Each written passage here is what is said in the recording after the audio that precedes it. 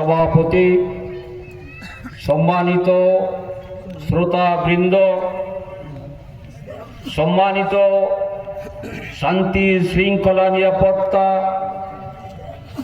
দেওয়ার জন্য উপস্থিত অ্যাডমিনিস্ট্রেশন পাওয়ার এবং সাংবাদিক ভাইগণ, আপনাদের সকলকে হৃদয় নিংড়ানো আসসালামু আলাইকুম, আন্তরিক প্রীতি, শুভেচ্ছা, হার্দিক অভিনন্দন।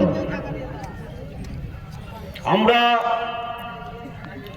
এই কাটাগড়িয়া মোড়ে বিশেষ কারণে উপস্থিত হয়েছি, তা আপনারা সকলেই জানেন। আমাদের ভারত ধর্মনিরপেক্ষ এবং গণতান্ত্রিক বিশাল একটি দেশ। এদেশের বুকে 140 থেকে 142 কোটি আবালক বৃদ্ধ বনিতা বসবাস করে।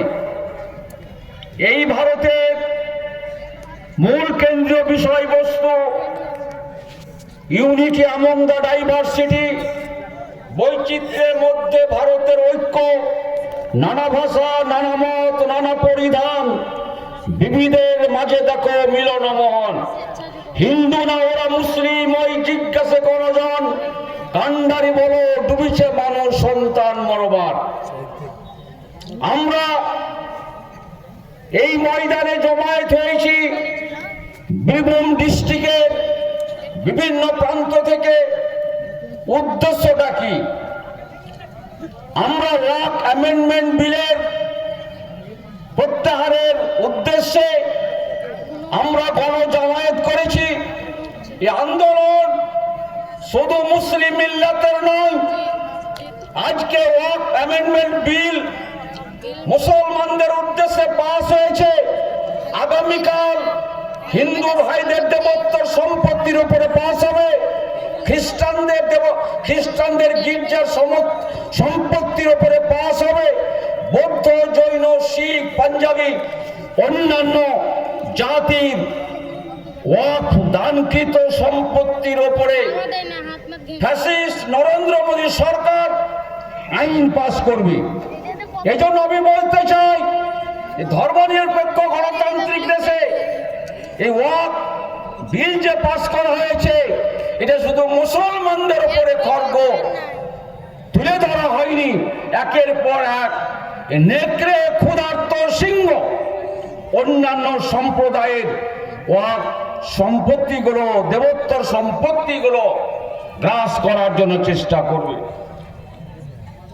আমরা আজকে বলতে চাই, আমি বিশেষভাবে আমাদের জঙ্গিপুরে একাধিক সভা করেছি।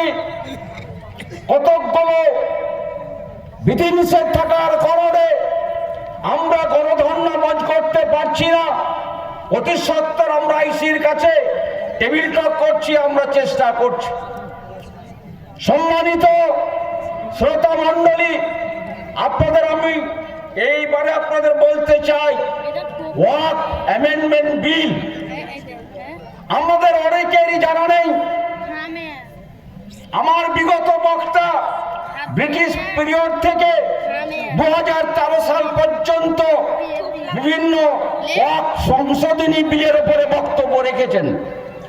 যাই হোক, আমি আপনাদের সামনে বলতে চাই, 2024 সালের 8ই আগস্ট পার্লামেন্টে সংখ্যালঘু মন্ত্রী কিরেন রিজিজু একটা বিল আনেন, মুসলিম ওয়াকফ অ্যামেন্ডমেন্ট বিল, ওয়াকফ সম্পত্তির সংশোধনী। আমরা দেখলাম পার্লামেন্ট ভবনে চরম হই হাঙ্গামা শুরু হয়ে গেল। তারপরে আমাদের প্রাইম মিনিস্টার, পিএম ঘোষণা করলেন লোকসভা থেকে 21 জন, রাজ্যসভা থেকে 10 জন, 31 জনের কমিটি করে দিলাম, জিপিসি, জয়েন্ট পার্লামেন্টারিয়ান কমিটি। এই কমিটি যে সিদ্ধান্ত নিবে, সেই সিদ্ধান্ত অনুযায়ী আমরা ওয়াকফ অ্যামেন্ডমেন্ট বিলের ব্যাপারে আমরা ভাবব। দুঃখের বিষয়, পরিতাপের বিষয়, আমরা পরবর্তীতে দেখতে পেলাম 2025 সালের 2রা এপ্রিল পার্লামেন্টে বিল পাস হচ্ছে। নরেন্দ্র মোদীর পক্ষে আমরা দেখলাম 288টি ভোট পড়লো, আর বিরোধী পক্ষে 232টি ভোট পড়লো। তারা সংখ্যাগরিষ্ঠতা অর্জন করলো।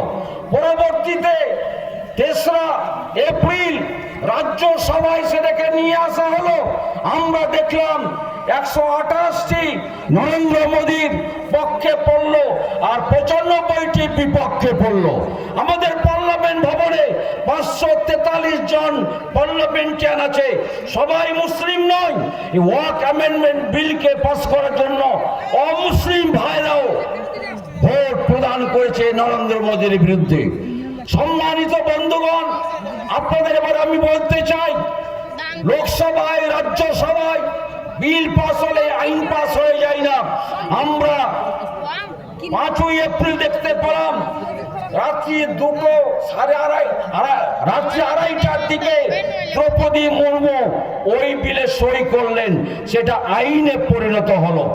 বন্ধুগণ, এই আইন আমাদের সংবিধান বিরোধী আইন, ধর্মনিরপেক্ষ বিরোধী আইন, সেকুলার বিরোধী আইন এবং বৈমাতৃ সুলভ আইন, ইনজাস্টিস আইন। এই আইনের বিরুদ্ধে ভারতবাসী গোটা ভারত জুড়ে আন্দোলন সংগ্রাম শুরু করেছে।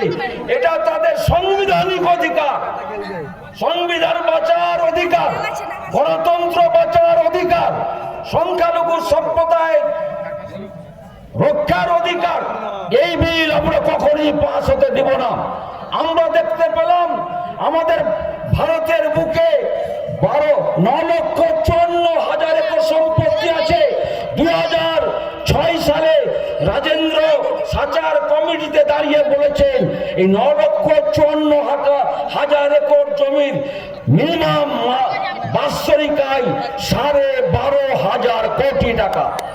ভারতের বুকে আমরা বাস করি 25 থেকে 30,000 ভারতীয় মুসলমান প্রতি বছর প্রত্যেকটি লোককে 1 কোটি টাকা করে দিলে আমাদের দারিদ্রতা চিরদিনের মতো মুসলিম মিল্লাতের বন্ধ হয়ে যেতে পারে।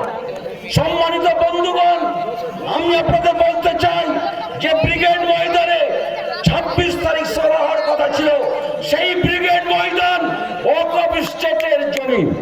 আমাদের রাজ্যপাল ভবন ওয়াকফ স্টেটের জমি, বিধানসভা ওয়াকফ স্টেটের জমি, হাইকোর্ট ওয়াকফ স্টেটের জমি। এরকম করে আমি অনেক কলকাতা প্রপার্টি ওয়াকফ সম্পত্তি খবর দিতে পারবো। আমাদের সংশোধন ভবন থেকে যে আইন পাস করা হয়েছে, সেই সংশোধন ভবন পর্যন্ত ওয়াকফ স্টেটের জমি। বন্ধুগণ, আমরা দেখেছি কংগ্রেসের আমলে ওয়াকফ স্টেটের জমি তারা লুটে পুটে খেয়েছেন। 34 বছর বামপন্থী সরকারকে দেখলাম 8,888 একর সম্পত্তি বামপন্থী সরকার লুটে পুটে খেয়েছে। তারপর আমরা বর্তমান ফ্যাসিস্ট সরকারের দোসর টিএমসি সেই সব সম্পত্তি লুটে পুটে খাচ্ছে। বন্ধুগণ, আমি বলতে চাই, অভিষেকে ডায়মন্ড হারবারে অনেক ওয়াকফ সম্পত্তি দখল করে রেখেছে। আমাদের ফিরহাদ হাকিম অনেক ওয়াকফ সম্পত্তি দখল করে রেখেছেন। আমরা জানি শাহজাহান মুন্নি 6 নম্বর পৌরসভার একজন কাউন্সিলর অনেক জমি সম্পত্তি রেখেছে। আমরা দ্বিচারিতা চাই না, এটা গণতান্ত্রিক অধিকার। সম্মানিত ভাই সকল, আমরা বলতে চাই, নরেন্দ্র মোদীকে যেমন শিখ এবং পাঞ্জাবিদের কৃষক আইন প্রত্যাহার করতে হয়েছিল, আমরা ভারতের বুকে যতদিন বাঁচব আমরণ সংগ্রাম আন্দোলন চালিয়ে যাব শান্তিপূর্ণ উপায়ে, সহাবস্থানের মধ্য দিয়ে আইনানুগ পদ্ধতি অবলম্বন করে। আমরা এই আন্দোলন করতে গিয়ে প্রশাসন আত্মকণ্ঠে বলতে চাই, আমরা ধ্বংসাত্মক কার্যকলাপে লিপ্ত হব না, আক্রমণাত্মক কোনো ভূমিকা গ্রহণ করব না, সন্ত্রাসমূলক কাজের আঞ্জাম দিব না, হিংসাত্মক কোনো ভূমিকা গ্রহণ করব না। পিসফুল উপায়ে, শান্তিপূর্ণ উপায়ে আমরা গণ আন্দোলন করব। এই মিছিলে যতজন উপস্থিত হয়েছেন সকলকে আমরা অনুরোধ করে বলবো, গুজবে কান দিবেন না, গুজব ছড়াবেন না এবং অফেন্সিভ কোনো স্লোগান দিবেন না, ভারত বিরোধী কোনো স্লোগান দিবেন না। মহা বিপদ আমাদের সামনে এগিয়ে আসছে। 2025 সালে এদেশের বুকে আরএসএস সংগঠন তৈরি হয়েছিল। সেই সংগঠনের মূল এজেন্ডা হচ্ছে মুসলিম শূন্য ভারত গঠন করা এবং নরেন্দ্র মোদীকে আজকে প্রায় 100 বছর হতে চলেছে এই মুসলিম শূন্য ভারত করার জন্য একটা অভিযান চালাতে হবে। এই জন্য বিভিন্ন রকমের প্রচেষ্টা চালিয়ে যাচ্ছে। এরা ভারতের সংবিধান অনেকবার পুড়িয়েছে, ভারতের জাতীয় পতাকা অনেকবার পুড়িয়েছে। বন্ধুগণ, তা আমি বলতে চাই, হিন্দুর যখন রক্ত দরকার হয়, মুসলমান কোন জাতের রক্ত তা প্রয়োজন বোধ করে না। মুসলমান যখন মরে, হিন্দু ভাই রক্তের প্রয়োজন হলে তখন সে রক্ত দেয়। কারো বাড়িতে আগুন জ্বললে হিন্দুর পানি কি, ব্রাহ্মণের পানি কি, ক্ষত্রিয়ের পানি কি, বৈশ্যের পানি, কেউ আদিবাসীদের পানি, এ ব্যাপারে কোন রকমের চিন্তা ভাবনা করে না। আমরা ভারতবাসী এক বৃন্তে দুটি কুসুম, হিন্দু মুসলমান, মুসলিম তার নয়নমণি, হিন্দু তাহার প্রাণ। আমি ভারতের সাম্প্রদায়িক সম্প্রীতি অক্ষুণ্ণ রেখে এদেশের বুকে একটা জোরদার পিসফুল মুভমেন্ট আমাদের চালা দরকার। আমরা ওয়াক বাঁচাও এই আন্দোলন আমরা করব, নইলে আমাদের গোরস্থান চলে যাবে, মসজিদ চলে যাবে, আলিয়া ইউনিভার্সিটি আমাদের চলে যাবে, আমাদের ইসলামী হাসপাতাল অফ স্টেটের জমির উপর আছে সেটা চলে যাবে, এরকম করে অনেক দাতব্য চিকিৎসা আছে সেটা চলে যাবে, আমাদের খানকা শরীফ, পীর শরীফ, দরগা শরীফ চলে যাবে। বন্ধুগণ, অনেক এতিমখানা চলে যাবে, সরাইখানা চলে যাবে। এরকম করে অনেক রিপোর্ট তথ্য আমি দিতে পারবো যে ওয়াক সম্পত্তি নিয়ে আমাদের এদেশে অনেক রয় ছয় হয়েছে, আর রয় ছয় হতে দিতে চাই না। বন্ধুগণ, আসুন ঐক্যবদ্ধভাবে আমরা হিন্দু, মুসলমান, বৌদ্ধ, খ্রিস্টান, জৈন, জাতি ধর্ম নির্বিশেষে সকলেই ঐক্যবদ্ধ হয়ে শান্তিপূর্ণ একটা আন্দোলন চালিয়ে যায় ওয়াক বাঁচাবার জন্য, অন্যের দেবত্বর সম্পত্তিকে বাঁচাবার জন্য। আমাদের পাশে তারা দাঁড়ালে আমরাও তাদের পাশে ইনশাআল্লাহ মানবিকতার কারণে আমরা দাঁড়াবো, তাতে কোনো সন্দেহ নেই। তাই সকলকে আবারও আন্তরিক প্রীতি, শুভেচ্ছা, হার্দিক অভিনন্দন জানাচ্ছি। প্রশাসন মহোদয়ের জনগণকে আমরা আন্তরিক এই মঞ্চ থেকে ধন্যবাদ জানাচ্ছি। এই বলে আমার সংক্ষিপ্ত বক্তব্য শেষ করলাম। জয় হিন্দ, জয় হিন্দ, জয় হিন্দ।